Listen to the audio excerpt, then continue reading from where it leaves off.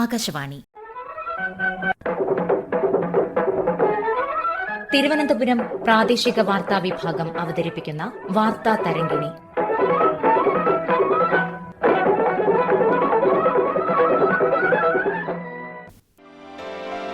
വയോജന സുരക്ഷ നമ്മുടെ ഉത്തരവാദിത്തം. തണലൊരുക്കാം, തുണയാകാം.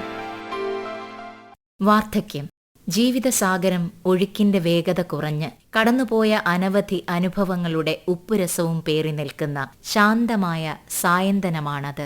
നമ്മെ കൈപിടിച്ചു നടത്തിയവർ, നമുക്കായി ജീവിതം ഉരുകിത്തീർത്തവർ, വിറയ്ക്കുന്ന കൈകളോടെ, മങ്ങിത്തുടങ്ങിയ കാഴ്ചയോടെ വീടുകളുടെ ഉമ്മറത്തോ വൃദ്ധസദനങ്ങളുടെ ഏകാന്തതയിലോ കാലം കഴിച്ചുകൂട്ടുന്നു. ഇന്ന് ജൂൺ 15, ലോക വയോജന പീഡന വിരുദ്ധ ബോധവൽക്കരണ ദിനം. അവബോധത്തിനപ്പുറം വയോജന ചൂഷണം തടയൽ പ്രായോഗികമാക്കുക എന്നതാണ് ഐക്യരാഷ്ട്രസഭ ഈ വർഷം മുന്നോട്ടുവെക്കുന്ന സന്ദേശം. കേവലം പ്രഖ്യാപനങ്ങളിൽ ഒതുങ്ങാതെ മുതിർന്ന പൗരന്മാർക്ക് നിയമപരവും സാമൂഹികവുമായ സുരക്ഷിതത്വം പ്രായോഗികമായി ഉറപ്പാക്കുകയാണ് ഈ വർഷത്തെ പ്രമേയത്തിലൂടെ ലക്ഷ്യമിടുന്നത്.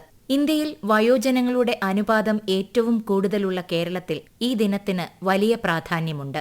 വികസനത്തിന്റെ തിളക്കത്തിലും ആധുനികതയുടെ തിരക്കിലും പെട്ട് നാം മറന്നുപോകുന്ന ഒരു വലിയ ജനവിഭാഗത്തിന്റെ അവകാശങ്ങളെക്കുറിച്ച് ഈ ദിനം നമ്മെ ഓർമ്മിപ്പിക്കുന്നു. വാർദ്ധക്യം എന്നത് അവഗണന നേരിടേണ്ട കാലമല്ല, മറിച്ച് സ്നേഹിക്കപ്പെടേണ്ടതും ആദരിക്കപ്പെടേണ്ടതുമായ സമയമാണ്. എന്നാൽ ഇന്ന് നമ്മുടെ ചുറ്റിലും കേൾക്കുന്ന വാർത്തകൾ പലതും വയോധികർക്ക് നേരെയുള്ള ശാരീരിക മാനസിക പീഡനങ്ങളുടേതാണ്. സാമ്പത്തിക ചൂഷണം, അനാഥമാക്കൽ, ഭക്ഷണം, മരുന്ന്, സുരക്ഷിതമായ പാർപ്പിടം എന്നിവ നൽകാതിരിക്കുക തുടങ്ങി സ്വന്തം വീടുകളിൽ മക്കളിൽ നിന്നോ അടുത്ത ബന്ധുക്കളിൽ നിന്നോ പോലും അവർ ക്രൂരമായ അവഗണന നേരിടുന്നു. സ്നേഹവും പരിചരണവും പ്രതീക്ഷിക്കുന്ന പ്രായത്തിൽ വയോധികർ നേരിടുന്ന ഈ മനുഷ്യാവകാശ ലംഘനങ്ങൾക്കെതിരെ സമൂഹം ഉണർന്നു പ്രവർത്തിക്കേണ്ടിയിരിക്കുന്നു. ഒരു വ്യക്തിയുടെ ആരോഗ്യമെന്നത് കേവലം രോഗമില്ലാത്ത അവസ്ഥ മാത്രമല്ല, അത് ശാരീരികവും മാനസികവും സാമൂഹികവുമായ സുസ്ഥിതിയാണ്. വാർദ്ധക്യത്തിലേക്ക് കടക്കുമ്പോൾ ശരീരത്തിനും മനസ്സിനും കരുത്തും ഊർജവും പ്രദാനം ചെയ്യുന്ന ജീവന കലയാണ് യോഗ. ജൂൺ 21 അന്താരാഷ്ട്ര യോഗ ദിനത്തിന്റെ ഈ വർഷത്തെ ഔദ്യോഗിക പ്രമേയം ആരോഗ്യകരമായ വാർദ്ധക്യത്തിന് യോഗ എന്നതാണ്. മുതിർന്ന പൗരന്മാർക്ക് സ്വാസ്ഥ്യം ഉറപ്പാക്കുന്നതിന് യോഗ ഒരു വലിയ ഔഷധമാണെന്ന് ഐക്യരാഷ്ട്രസഭയും വ്യക്തമാക്കുന്നു. യോഗയെ ദൈനംദിന ജീവിതത്തിന്റെ ഭാഗമാക്കേണ്ടതിന്റെ ആവശ്യകതയെക്കുറിച്ച് പ്രധാനമന്ത്രി നരേന്ദ്രമോദിയുടെ വാക്കുകളിലേക്ക്. इस वर्ष इंटरनेशनल डे ऑफ योगा की थीम है योगा फॉर हेल्दी एजिंग. आज लोग ऐसे उपायों की तलाश में हैं जो उन्हें लंबे समय तक स्वस्थ और सक्रिय बनाए रख सके. योग इसका बहुत सूटेबल ऑप्शन है. योग भोग से भी मुक्ति देता है और रोग से भी मुक्ति देता है, और सबसे अहम बात कि मिनिमम बजट में हेल्दी लाइफस्टाइल का ये सबसे उत्तम उपाय है.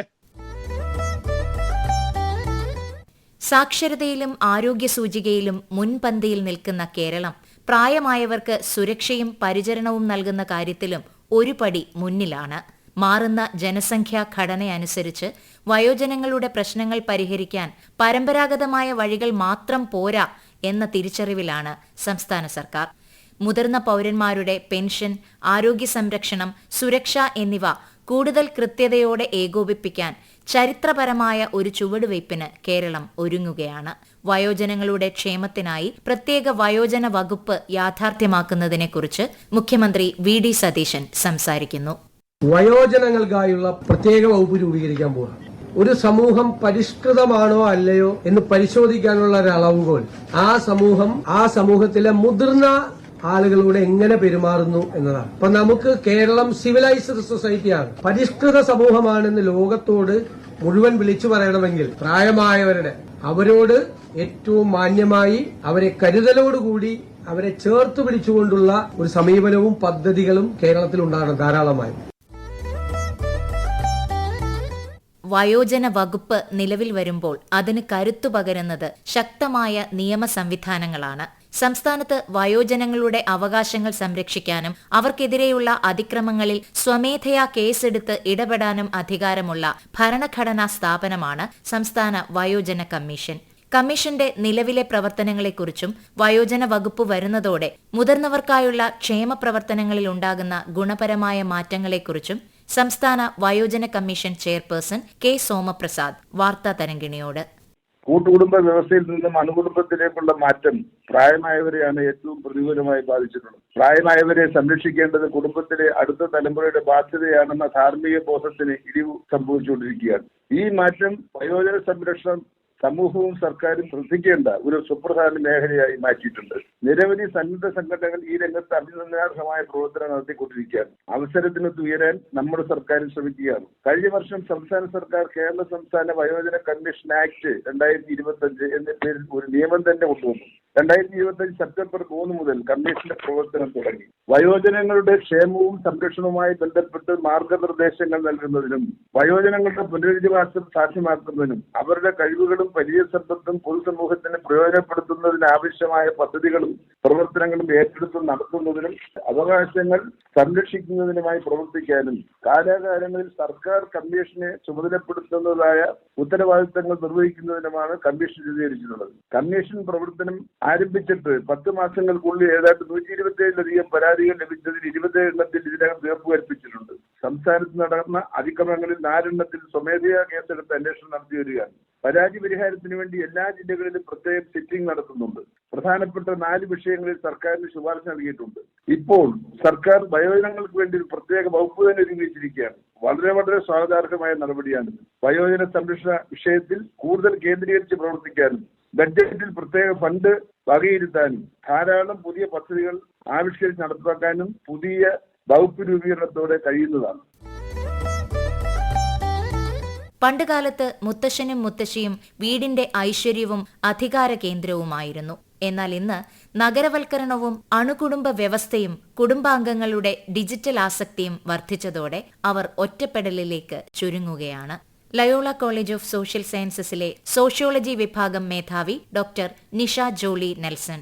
വയോജന സംരക്ഷണം ഒരു കുടുംബത്തിന്റെ മാത്രം ഉത്തരവാദിത്തമല്ല, മറിച്ച് ഒരു സാമൂഹിക ഉത്തരവാദിത്തമാണ്. വയോജന പീഡനം ശാരീരിക ആക്രമണത്തിൽ മാത്രം ഒതുങ്ങുന്നില്ല. മാനസിക പീഡനം, സാമ്പത്തിക ചൂഷണം, സ്വത്ത് തട്ടിയെടുക്കൽ, മരുന്നുകളും ചികിത്സയും നിഷേധിക്കൽ, പരിചരണക്കുറവ്, സാമൂഹികമായി ഒറ്റപ്പെടുത്തൽ, അപമാനകരമായ ഭാഷ ഉപയോഗിക്കൽ എന്നിവയും വയോജന പീഡനത്തിന്റെ ഗുരുതര രൂപങ്ങളാണ്. പലപ്പോഴും ഇത്തരം സംഭവങ്ങൾ കുടുംബത്തിനകത്തു തന്നെ നടക്കുന്നതിനാൽ അവ പുറത്തറിയപ്പെടാതെ പോകുന്നു. കേരളത്തിൽ വയോജനങ്ങളുടെ അവകാശ സംരക്ഷണത്തിനും ക്ഷേമത്തിനുമായി സർക്കാർ നിരവധി ഇടപെടലുകൾ നടത്തിവരുന്നു. കേരള സംസ്ഥാന വയോജന കമ്മീഷൻ, വയോമിത്രം പദ്ധതി, വയോജന ഹെൽപ്പ് ലൈൻ സേവനങ്ങൾ, ഡേ കെയർ കേന്ദ്രങ്ങൾ, ക്ഷേമ പെൻഷനുകൾ, ആരോഗ്യ പരിരക്ഷാ പദ്ധതികൾ എന്നിവയും കേരളത്തിലെ വയോജന സംരക്ഷണ സംവിധാനത്തിൻ്റെ പ്രധാന ഘടകങ്ങളാണ്.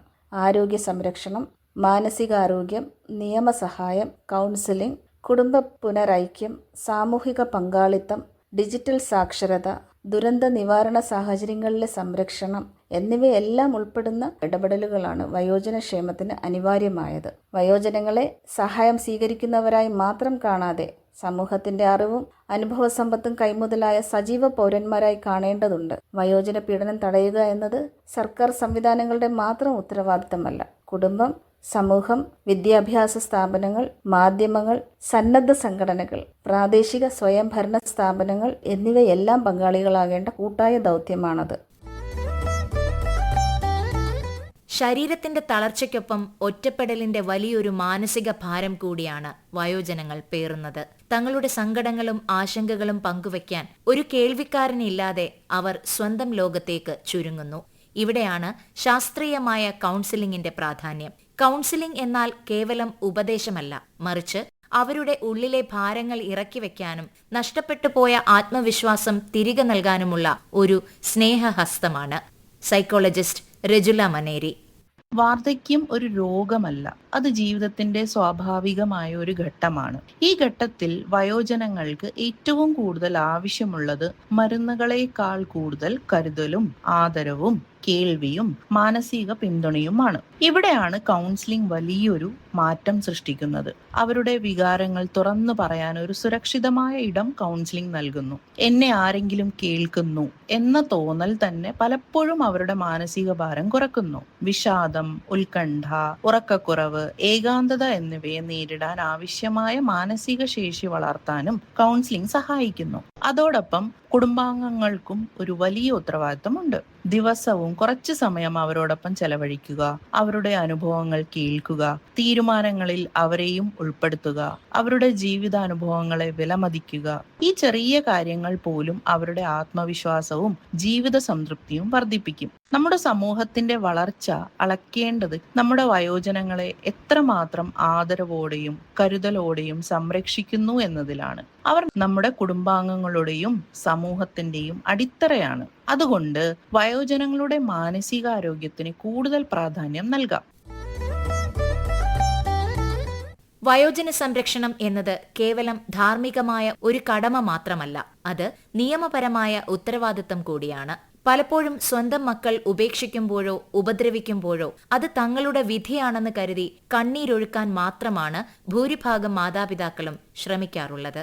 എന്നാൽ തങ്ങളെ സംരക്ഷിക്കാൻ രാജ്യത്ത് ശക്തമായ നിയമങ്ങളുണ്ടെന്ന കാര്യം പലരും അറിയുന്നില്ല.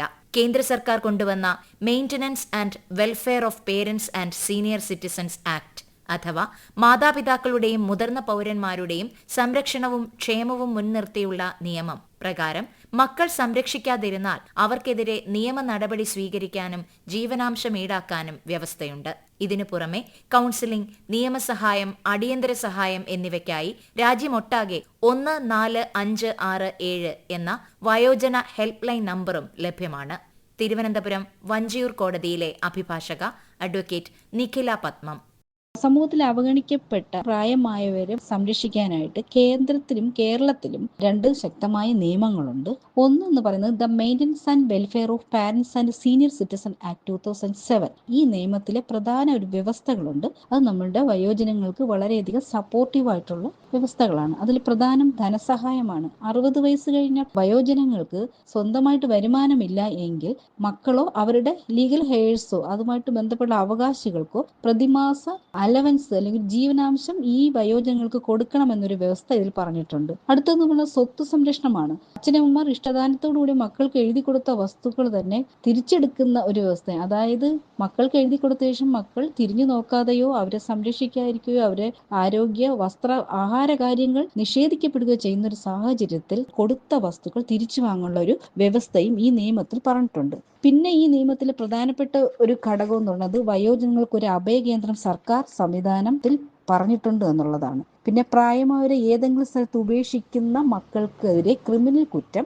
സ്വീകരിക്കാനുള്ള ഒരു വ്യവസ്ഥയും ഈ നിയമത്തിൽ പറഞ്ഞിട്ടുണ്ട്. കേരളത്തിൽ വരുമ്പോൾ അഭയകേന്ദ്രങ്ങൾ മാത്രമല്ല, വയോജനങ്ങളുടെ അവകാശങ്ങൾക്ക് ഒരു കേരള സർക്കാർ ഒരു ആക്ടും കൂടി കൊണ്ടുവന്നിട്ടുണ്ട്. കേരള സംസ്ഥാന വയോജന കമ്മീഷൻ ആക്ട് 2025 നിലവിൽ വന്നത്. ഇതിന്റെ ബേസിലും ജില്ലാ തലത്തിൽ ഓരോ ട്രിബ്യൂണലുകളുണ്ട്. RDയുടെ അണ്ടറിൽ ഓരോ വിങ് പ്രവർത്തിക്കുന്നുണ്ട്. ഇതിൽ അവഗണിക്കപ്പെട്ട വയോജനങ്ങൾക്കെതിരെയുള്ള അക്രമക്കെതിരെയുള്ള എല്ലാത്തരം പരാതികളും സ്വീകരിച്ച് നടപടികൾ സ്വീകരിക്കാനുള്ള നിയമവും ഇവിടെ പറഞ്ഞിട്ടുണ്ട്. മക്കളും മരുമക്കളും ജോലിക്കായി വിദേശത്തോ ദൂരസ്ഥലങ്ങളിലോ താമസമാക്കുമ്പോൾ കേരളത്തിലെ മിക്ക വീടുകളും ഇന്ന് വയോധികർ മാത്രമുള്ള ഇടങ്ങളായി മാറുകയാണ്. ഈ സാമൂഹിക ഏകാന്തത വലിയൊരു വെല്ലുവിളിയാണ്. വാർദ്ധക്യത്തിൽ അവർക്ക് പണത്തേക്കാൾ ആവശ്യം നമ്മുടെ സമയവും ചേർത്തുപിടിക്കലുകളുമാണ്. ഓർക്കുക, ഇന്ന് നമ്മൾ വയോജനങ്ങൾക്ക് നൽകുന്ന ആദരവും കരുതലും പരിചരണവുമാണ് നാളെ നമ്മുടെ വാർദ്ധക്യത്തിൽ തിരികെ ലഭിക്കുക. പ്രായമായവരെ കേൾക്കാൻ ഓരോരുത്തരും തയ്യാറാകണം. വീടുകളിലെ തീരുമാനങ്ങളിൽ അവർക്കും പങ്കാളിത്തം നൽകണം. വയോധികരുടെ സുരക്ഷയ്ക്കായി അയൽക്കൂട്ടങ്ങളും പ്രാദേശിക കൂട്ടായ്മകളും ഉണർന്നു പ്രവർത്തിക്കേണ്ടതുണ്ട്. ഓരോ വാർഡിലും വയോജന ജാഗ്രതാ സമിതികൾ സജീവമാകണം. വയോജനങ്ങളുടെ അനുഭവ സമ്പത്ത് നമ്മുടെ നാടിന്റെ സമ്പത്താണ്. അവരെ ചൂഷണങ്ങളിൽ നിന്നും അവഗണനകളിൽ നിന്നും കാത്തുസൂക്ഷിക്കേണ്ടത് നമ്മുടെ ഓരോരുത്തരുടെയും കടമയാണ്.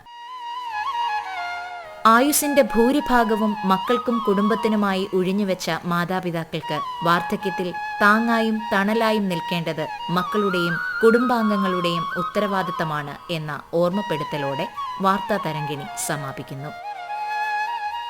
ഏകോപനം ലെമി ജി നായർ. തയ്യാറാക്കി അവതരിപ്പിച്ചത് ബിന്ദു വിനോദ്. വാർത്താ തരംഗിണി ഇനി വ്യാഴാഴ്ച രാവിലെ 9 മണിക്ക്.